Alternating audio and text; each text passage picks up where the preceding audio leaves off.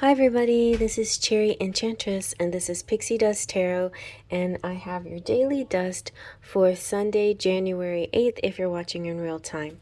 So I've got the Good Tarot, which is a Colette Baron Reed deck, and it's a good deck. it's one of those positive type decks, good messages. I colored it myself in green. Let's see.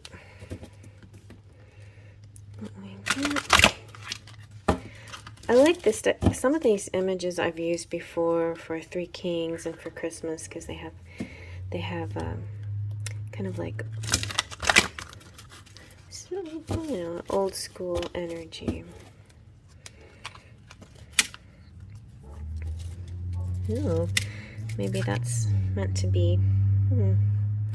It's 3 cards. I'll take it. I'll take it. I don't usually do that, but I'm gonna take those. Okay. We have the 6 of water, the 5 of water, and the 4 of water. Maybe I need to shuffle this deck. Alright, stand by. Okay, I'm going to shuffle it a few more times. I did off screen. And let's see. Alright, let me take off the top. So we have Messenger of Earth, 6 of Fire, and Queen of Water. Alright, let's zoom on in and get a message. The Messenger of Earth is all about hardworking people and people having integrity and perseverance and like stick-to-itiveness and grit. They're also prudent and careful and thorough. It's the slow and steady wins the race kind of person, but it's not the knight, which is the movement. It's the messenger, which is the words. So somebody who wants to say something very deliberate, or also present you with something very deliberate. So in the book, the poem goes like this. I am in the flow, committed to co-creating with spirit effectively and efficiently. I do my best and never leave a job half done. I'm dedicated and determined, knowing my efforts will pay off.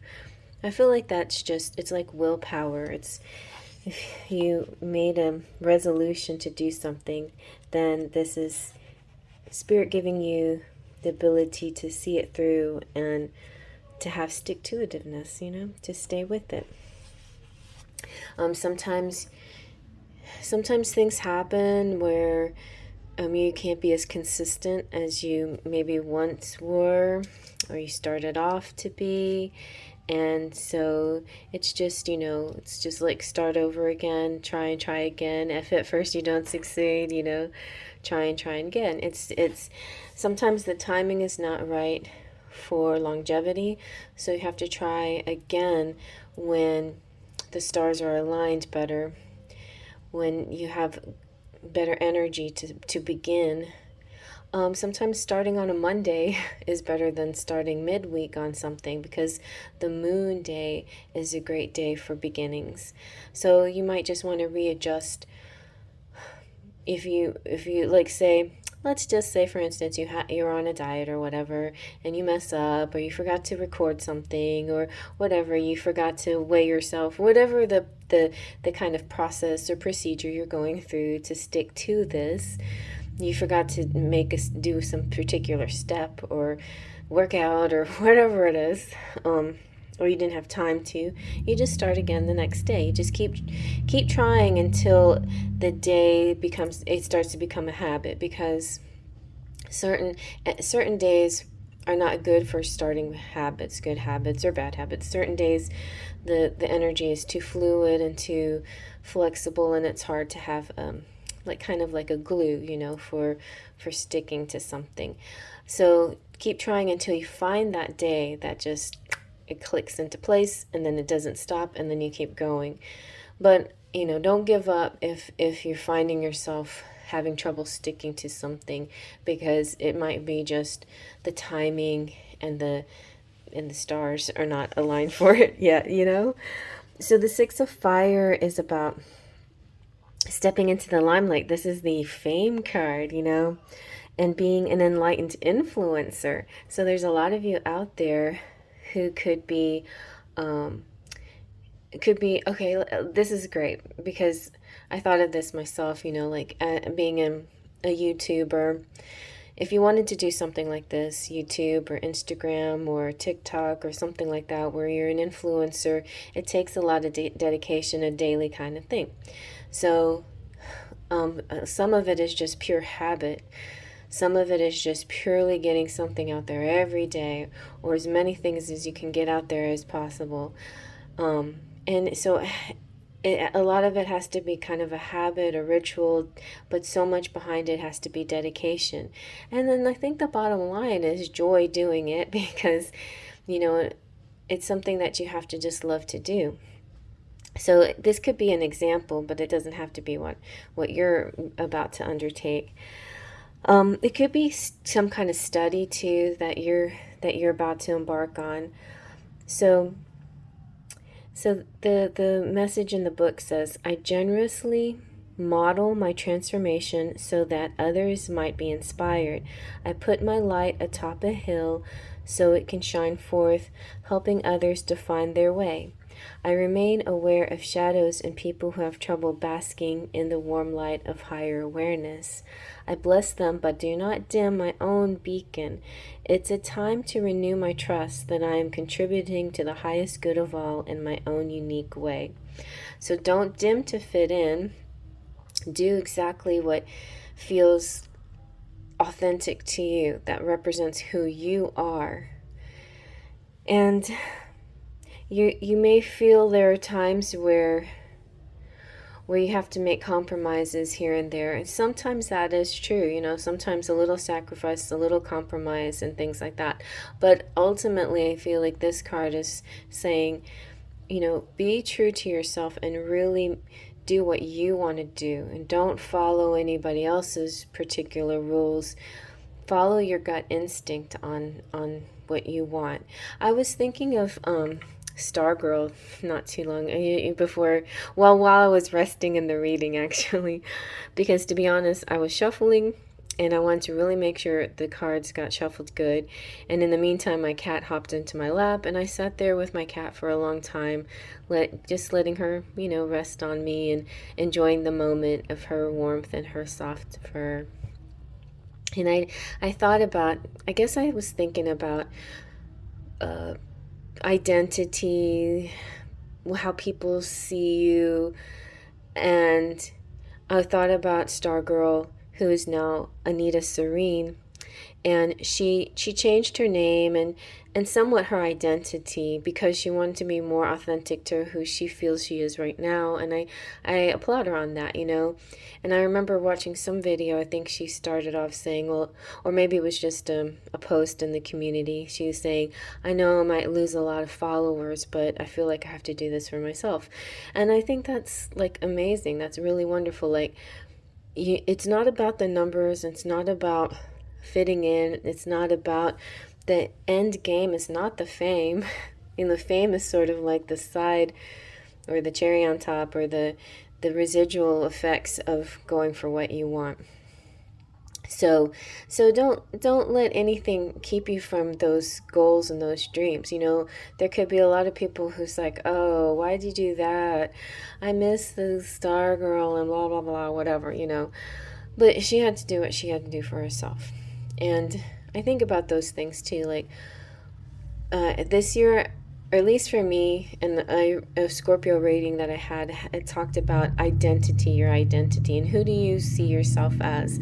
And I think that could be a major theme for a lot of people throughout the year, and maybe particularly this month. But I feel like, yep, this day at least, this day there's kind of this identity. It's not a crisis at all. It's just, it's a really kind of a defining and focusing. I feel like myself, as strange as this sounds, I feel most like myself when I've had a chance to pamper, when I've had when I've, done my nails and my toes and my eyelashes and, I get the glam feeling, that's when I'm like, okay, I feel good. I feel myself. When I haven't had a chance to do those things, either because of money or because of time or laziness or whatever the reason may be, I feel more, feel just like not myself, or just an average, or just kind of worn out or something like that. So it's just a personal thing. I'm not saying this for you particularly, but you can maybe relate, like the things that we do for ourselves to help us feel our identity, the thing that we see ourselves as. There are things that you can do, the outside things you can do. You don't have to do major things like plastic surgery and stuff like that, because really your identity shines from the inside out. And so much of your identity comes from the good works that you do. So you can be a physically beautiful person, but if you're not beautiful on the inside, it's kind of harder to shine that beauty on the outside. It looks like a facade or looks too fake. But if you truly work on that inner beauty, then people will see the beauty of you on the outside as well. So those kinds of things. Those kind of things. So some of you might be like me, Queen of Water, a water sign like Cancer, Scorpio, and Pisces. They are very compassionate, emotional.